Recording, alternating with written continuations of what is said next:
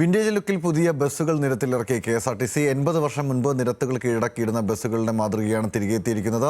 മട്ടിലും ഭാവത്തിലും ആനവണ്ടിയുടെ പഴമയും പ്രൗഢിയും വിളിച്ചോതുന്ന ബസ്സുകളുടെ ആദ്യ സർവീസ് തിരുവനന്തപുരത്ത് ആരംഭിച്ചു.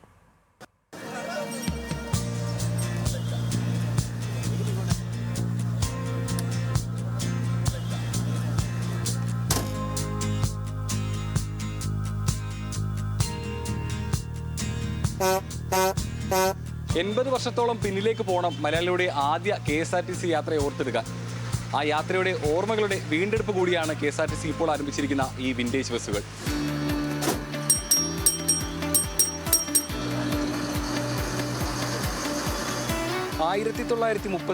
ഫെബ്രുവരി 20 തിരുവിതാംകൂർ ശ്രീ ചിത്തിര തിരുനാൾ തുടക്കമിട്ട രാജകീയ യാത്ര ഇന്നും വിസ്മയമാണ്.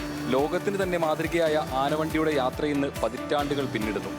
കുട്ടിക്കാലത്ത് അത്ഭുതത്തോടെ നോക്കി നിന്ന അശോക് ലൈലാൻഡ് എംബ്ലവും കടുംപച്ച നിറവും കലർന്ന ബസ്സുകൾ നിരത്തുകൾ വീണ്ടും കീഴടക്കുകയാണ്.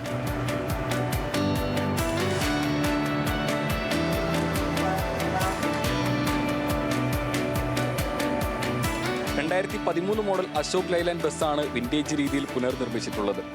ഹെഡ്ലൈറ്റും ഗ്രില്ലും വിൻഷീൽഡും എല്ലാം പഴയതുപോലെ. 52 പേർക്ക് യാത്ര ചെയ്യാവുന്ന ബസ്സിന്റെ ഉൾഭാഗവും ലൈറ്റുകളും ആ പഴയ കാലഘട്ടത്തിന്റെ നേർചിത്രമാണ്. കേരളത്തിന് എവിടുന്ന് വരുന്നവർക്കും KSRTC പഴയ നൊസ്റ്റാൾജിക് ഫീലിംഗോടുകൂടി യാത്ര ചെയ്യാനുള്ള ഒരു സൗകര്യമാണ് ഉദ്ദേശിക്കുന്നത്. പാപ്പനംകോടുള്ള KSRTC സെൻട്രൽ വർക്ക്ഷോപ്പിൽ 1 മാസം കൊണ്ടാണ് ബസ്സിന്റെ നിർമ്മാണം.